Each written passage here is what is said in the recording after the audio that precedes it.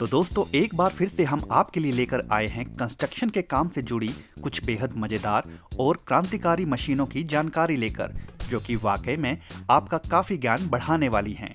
तो इस वीडियो को शुरू से लेकर अंत तक पूरा जरूर देखिएगा ताकि आप कोई भी महत्वपूर्ण जानकारी मिस न कर दें। Foam tiles.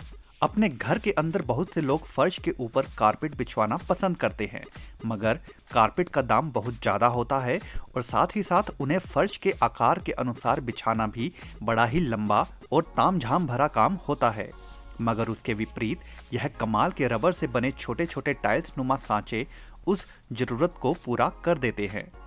जैसा कि आप यहाँ देख भी सकते हैं, यह कमाल के फोम के टुकड़े एक बराबर आकार में बॉक्स में आते हैं और जहाँ इन फोम नुमा टाइल्स के कोनों पर एक विशेष प्रकार के सांचे भी बने होते हैं, जो कि इन फोम नुमा टाइल्स को एक के अंदर एक फंसे रहने में मदद करते हैं, जिससे यह फोम की टाइल्स आपस में इंटरलॉक हो जाती हैं और एक विशाल कारपेट का रूप प्रदान कर देती हैं।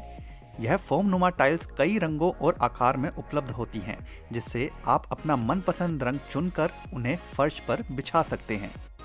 यह फोम नुमा टाइल्स उन घरों के लिए भी काफी सहायक होती हैं जिन घरों के फर्श किन्हीं कारणों से खराब हो जाते हैं, तो वहां इन फोम नुमा टाइल्स को बिछाकर उस फर्श को फिर से सुंदर बनाया जा सकता है, और वो भी कम से कम खर्च और बिना किसी झंझट के।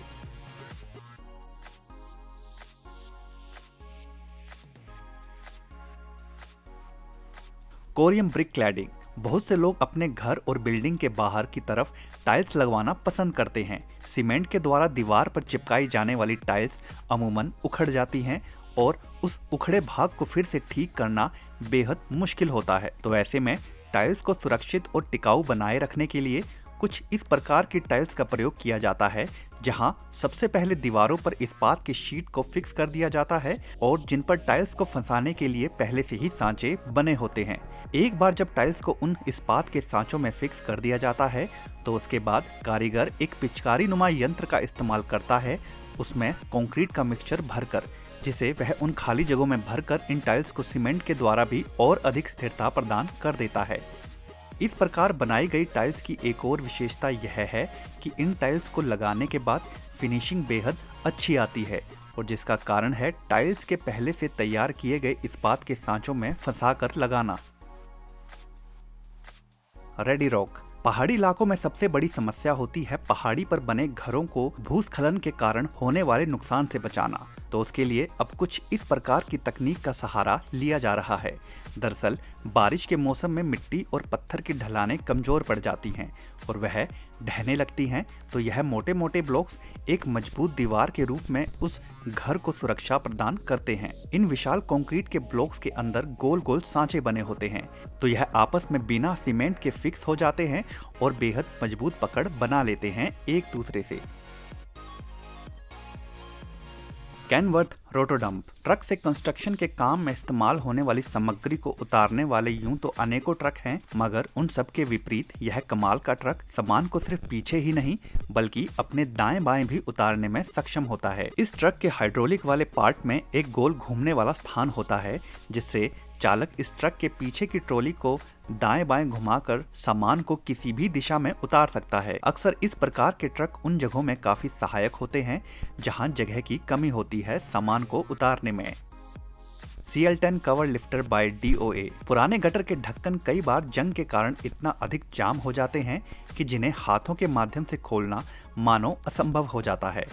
तो ऐसे में उन जटिल ढक्कनों को खोलने के लिए कुछ इस प्रकार की विशेष टूल का इस्तेमाल किया जाता है। ढक्कन के साइड वाले भाग को साफ करने के बाद इस ढक्कन के ऊपर दो धातु के सांचे उस पर टिका दिए जाते हैं, जिनमें बेहद शक्तिशाली चुंबक लगी होती है, जिसके बाद एक अन्य जैक नुमा टूल को इन दो चुंबक वाली भुजा में फंसा लिया जाता है, जिसके बाद जैसे ही कारीगर इस टूल को थोड़ा सा नीचे की तरफ धकेलता है तो ढक्कन बड़ी ही सरलता से खुल जाता है। ढक्कन को ढीला कर लेने के बाद इन चुंबक वाली भुजाओं को इन पर लगे बटन के माध्यम से चुंबक रहित करके उन्हें उस ढक्कन के ऊपर से हटा लिया जाता है। Power snappy by granite industries. इस कमाल की सीढ़ी की जितनी तारीफ की जाए उतना कम है।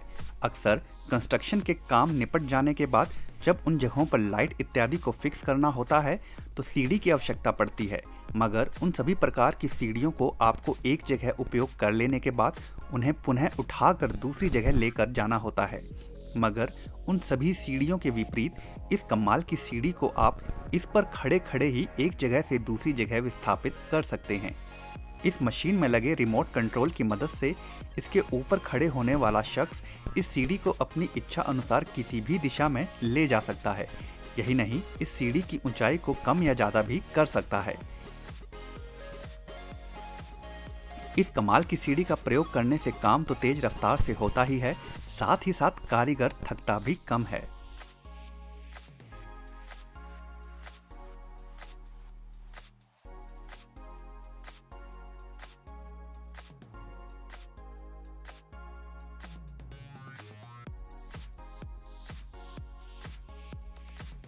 SP65 trash water pump by DOA company के द्वारा ही बनाया गया यह कमाल का उपकरण कंस्ट्रक्शन के काम से जुड़े उन लोगों के लिए काफ़ी फायदेमंद होता है जो किसी नदी नाले अर्थात पानी वाली जगह पर काम कर रहे होते हैं, क्योंकि कई बार नदी नालों पर छोटे पुल इत्यादि बनाते वक्त उन नदी नालों के कुछ हिस्से से पानी को निकालना होता है पिलर के निर्माण के लिए, जिसके लिए इस JCB मशीन के साथ लगा यह कमाल का टूल JCB की लंबी भुजा के द्वारा पानी के काफ़ी अंदर तक जा सकता है और पानी को बड़े ही तेज गति और अधिक मात्रा में इस विशाल पंप की मदद से बाहर निकाल सकता है।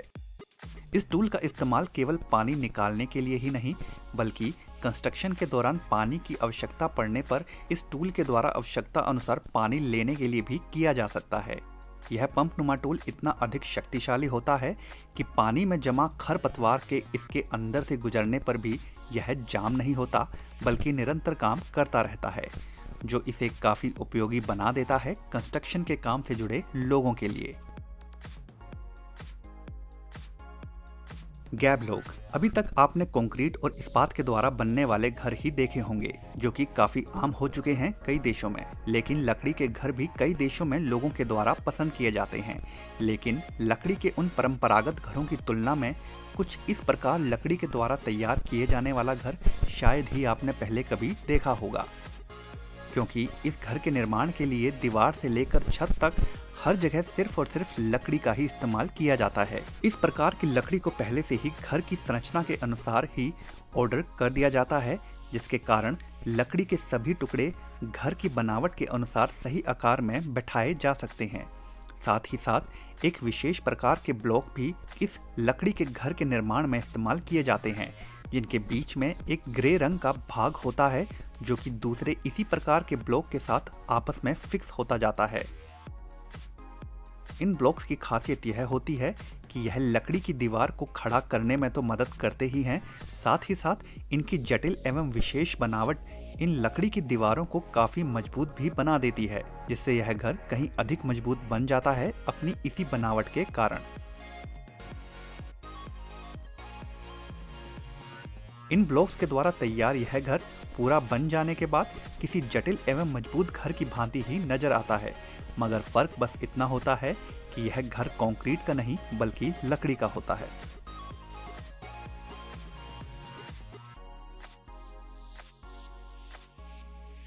मार्क बैकरैक, प्लास्टिक के ढांचे तैयार करने के लिए अक्सर बड़ी बड़ी फैक्ट्रियों में उन्हें बड़े स्तर की मशीनों के माध्यम से तैयार किया जाता है। यहाँ यह कारीगर सबसे पहले प्लास्टिक को एक समतल शीट का आकार देने के लिए समतल सांचे का इस्तेमाल करता है, जिसे इस सांचे में फैला देने के बाद कारीगर इसे एक अधिक तापमान वाली मशीन में डाल देता है, जिससे यह रॉ प्लास्टिक पिघल जाता है। जिसके बाद सांचे को घुमाकर दूसरी तरफ से भी इस प्लास्टिक को पिघला लिया जाता है।